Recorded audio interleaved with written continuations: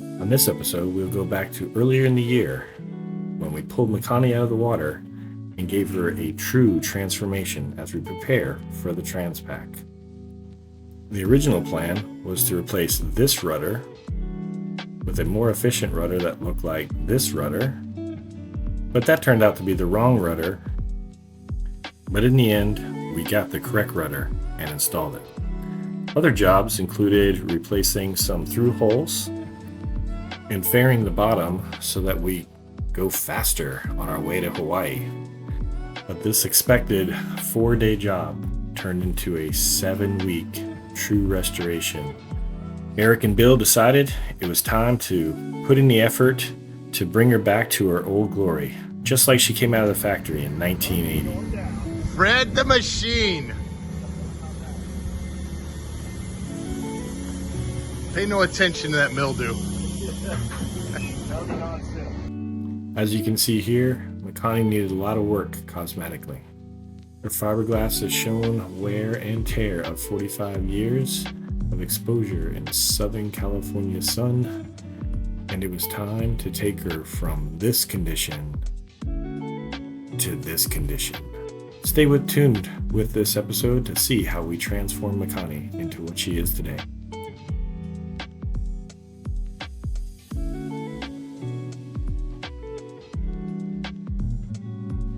First major job for the team was the rudder. The rudder was originally removed back at the dock. Actually, forced out would be a better description after being in its home for 40 plus years. The original rudder was taken up to the rudder builder, who determined that crevice corrosion had ruined the original rudder post. Once the new rudder and rudder posts were received, the rudder posts got a good shine to make sure there was no imperfections and she would smoothly slide into the boat. Also, we needed to drill a hole through the rudder post for the mounting. Eric, now that we are drilling through the rudder post for the second time, you can see I got a bolt down here. Is the nerves gone down just a titch? Well, yes, because we're committed. We're committed now. Committed. So this is it. We think this is going to be square in the right place. Yeah, we're hoping. Yeah. So here we go. All right. Okay, bye guys. Ready, go. Moment of truth. All right. Here we go. Woo! All right. Two First try. thumbs up. Yeah. Man. Okay. That's Okay. winning. Winning. We're one step closer. While waiting on the rudder, we reinforced the upper bearing area with some extra layer of G10 fiberglassed over, and the lower bearing with extra fiberglass wrapped around kind of in a bow tie configuration to reinforce both of those for this long ocean passage. Unfortunately, when we went to fit the new rudder, we found out we had the wrong one. Okay, everybody. The rudder, come around the other side. The rudder is in the boat, as in we fit it in. We had some tightness at the beginning, but now we've got a little bit of a, as you can see up here, a little bit of a gap right in there. But what's stopping it is right there. So some pictures are going to be taken and some discussions with the rudder builder to figure out what to do about this. It may be a go back to the rudder guy. We're not sure at that point. But yeah, she looks racy. I will say that. And she rotates nice and smooth. As you can see, Eric's there spinning it round and round. We're just trying to find out if it's rubbing anywhere else before we move on. So that's where we're at. Okay. After a consult with the rudder builder, it was determined that we did get the wrong rudder. The rudder was supposed to be much deeper, as you see in the pictures before, and a little bit narrower at the top, and of course angled properly for where it fit into the hull. This took about 3 weeks to get fixed, but at this time it was determined by Eric and Bill that they would move forward with the painting of the hull and the deck. First step in preparing Makani for her transformation was putting a cocoon around her, just like a butterfly. This would prevent any contaminants from the prepping process to escape and also provide a good enclosure for painting. First up was removing all the hardware from the deck. This included handrails, winches, hatches, basically everything that is connected to the decks to ensure that we have a blank canvas to do the prepping and painting. Then the real hard work began. Sanding, preparing fiberglass, and all the work that goes along just prepping to put down the first layer of primer, filling in random spots that are lower or higher along the deck just to make it look as new as possible. We have to give all the credit to Evodio and his team at Marine Tech. Call out some guys here. Lead painter Antonio. Then there was Oscar, Alonzo, Roberto, and Ruben. What an excellent job they did throughout the whole project.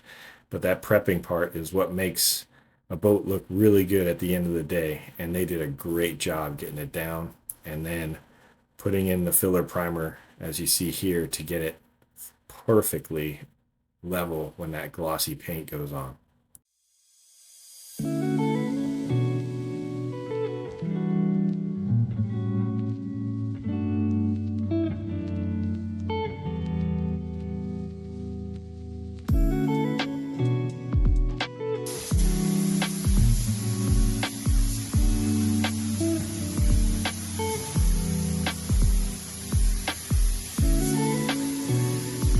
More sanding and filling follows the thickened primer before the final primer coat goes on.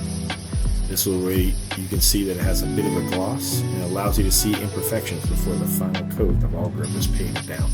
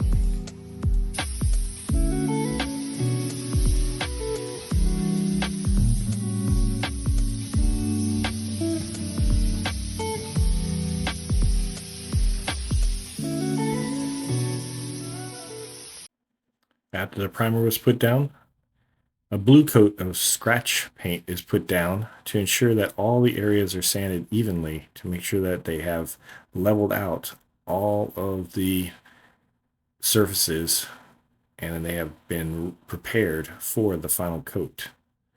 We had a bit of a break before the final coat due to rain, and unfortunately we didn't get to film that, but here is the result of the final coat prior to the non-skid being put down. This is a video followed by some pictures. You can see how gorgeous she looks in that off-white color.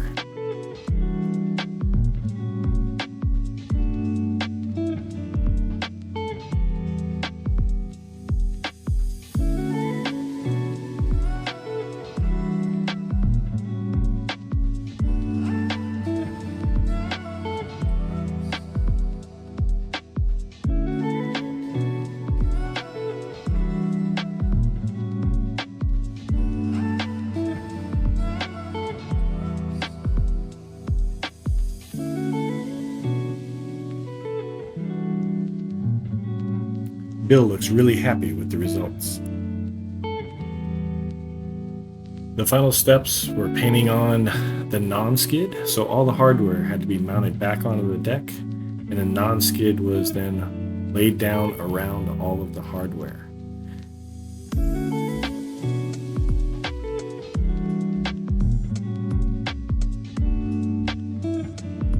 Here you see the hardware mounted, the non-skid laid down, and the final steps of the deck and the hull being completed before we attack the final problem, the bottom.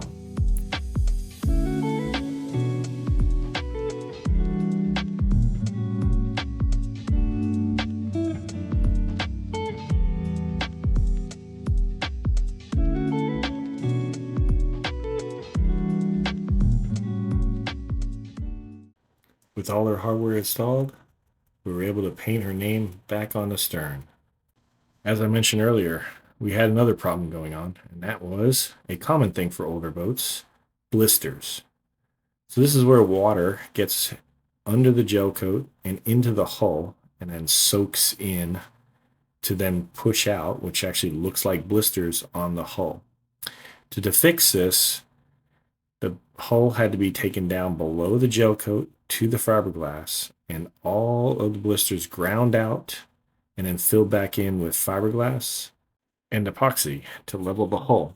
After that, barrier coats of epoxy is rolled on to prevent any further water intrusion into the hull, fairing around all the through holes and then making sure that it matches up to the hull higher up is key as well for the looks. This took an extra week or so to accomplish, but again, the guys at Marine Tech did a great job.